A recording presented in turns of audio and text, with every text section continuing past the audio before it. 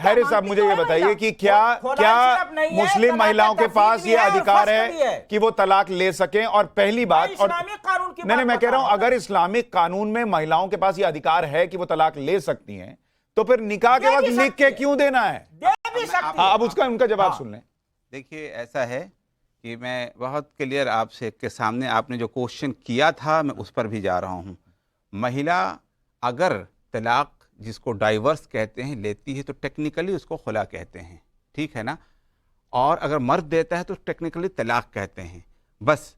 और क्या फ़र्क होता है अगर आप चाहेंगे तो मैं उसको क्लियर करूंगा। और आपको मैं आपके सामने मौजूद हूं, मेरी वाइफ ने, जो अभी मेरी मौजूदा वाइफ हैं, उन्होंने अपने पिछले हस्बैंड से खुला लिया था और मुझसे शादी की थी। अब बताइए, तलाक दिया था, उसको डाइवर्स दिया था और किया था, मैं आपके सामने साक्षात मौजूद हूं। अब बताइए ये क्या बात हुई? अरे तलाक अप्रूव करने का अधिकार सिर्फ मर्द के पास एक सेकंड, क्योंकि हमारे पास एक केस स्टडी है। हाँ, मुझे ये बताइए, अब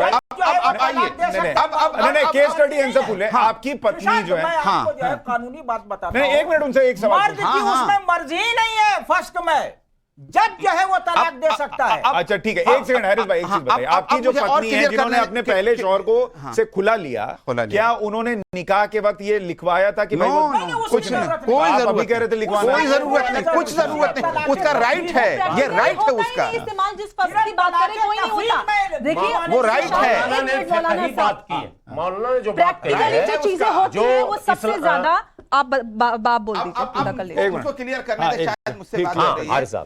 देखिए, मैं आपको कुछ चीजें बताऊंगा तो बहुत आप शायद आसानी हो।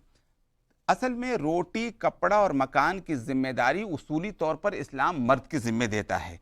इसलिए तलाक का मतलब होता है कि अब जब तलाक दे दिया तो रोटी, कपड़ा और मकान की जिम्मेदारी मर्द की नहीं रही। खुला का टेक्निकली मतलब है कि औरत ये कहती है कि हमें तुम्हारे रोटी, कपड़ा और मकान की अब जरूरत नहीं है, बस इतना ही फर्क है और कोई फर्क नहीं है। वरना वो जो राइट मर्द को है, सेम राइट औरत को। अब हैरिस भाई मुझे एक बात अब अगर सुन लीजिए, मर्द अगर किसी वजह से तलाक नहीं देना चाहता और औरत हर हाल में लेना चाहती है, इसके अंदर हुकूमत दखल देगी, हुकूमत वक्त दखल देगा, काजी दखल देगा और दोनों को जुदा कर देगा। उसी को फस्ख कहते हैं टेक्निकल। आप ये बताइए, हनन कहां हो रहा है राइट का? अच्छा, अब मेरा एक प्रश्न है, इसी पर एक प्रश्न है। मेरा प्रश्न यह है, अगर इस्लाम के अंदर कहा तो मैं उसे और अच्छा ठीक, बोलिए।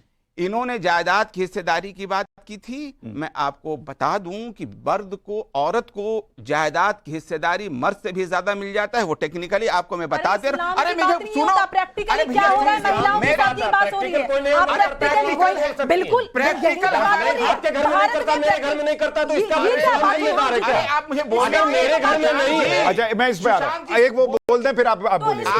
आपको मैं बता, अरे बोलने, आपके बीच में नहीं बोला था, आपके बीच में बोला नहीं था। अच्छा ठीक, मैं आपको मौका दे दूंगा, एक मिनट वो कंप्लीट कर लें फिर आपको मौका। मेरे घर सुन ले, अरे एक एक करके मैं अमर जी, मैं आपको मौका दूंगा की बात कर रहा हूं। मेरे घर में मेरे माताजी, मेरे पिताजी का देहांत हो गया, मेरी बहनों का भी जायदाद में हिस्सा बन रहा है, मेरा भी बन रहा है, मेरी बहनों का। सारी केस स्टडी आप ही है। मैं मौजूद हूँ। अरे बोलने में नहीं, मैं तो, अरे आप मानना पड़ेगा, वो बोल रहे हैं तो झूठ क्यों बोलेंगे, वो वाली बात है। बोलिए प्रैक्टिकल की बात कर रहे हैं, मैं प्रैक्टिकल पे भी आऊंगा। मेरी बहनों का जायदाद में अपने हस्बैंड के भी जायदाद में हिस्सेदारी है और माँ बाप के भी जायदाद में हिस्सेदारी है। मेरा तो सिर्फ मेरे अंदर है, ठीक है। और अगर हस्बैंड मर जाए, आपको बता दूं, दूसरी जगह शादी करे, तीसरी जगह शादी करे, 20 जगह शादी कर, सभी के जायदाद की हिस्सेदार होती चली जाएगी। ये औरत के जायदाद में हिस्सेदार। अच्छा नहीं, एक सेकंड, अब हैरिस भाई मुझे एक बात बताइए। अब मेरा प्रश्न है कि अगर मुस्लिम महिलाओं को यह अधिकार है कि वो खुला ले सकती हैं, मैं तो हाँ भाई, मैं मान रहा हूं भाई, आपको मैं नहीं कह रहा कि आप झूठ कह रहे हैं।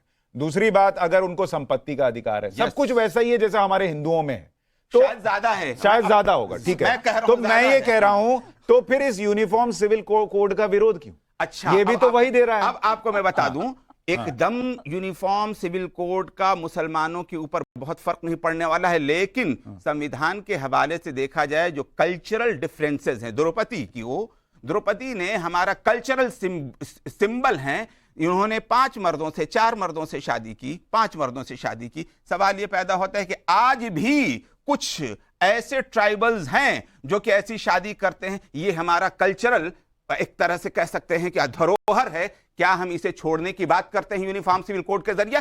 पहले जब तक उसका ड्राफ्ट सामने नहीं आता है हम इस सिलसिले में कोई बात नहीं आपको करना दिक्कत इस बात से है कि अभी जो आप 4 शादी कर सकते हैं उसकी मनाही हो जाएगी। हम 4 शादी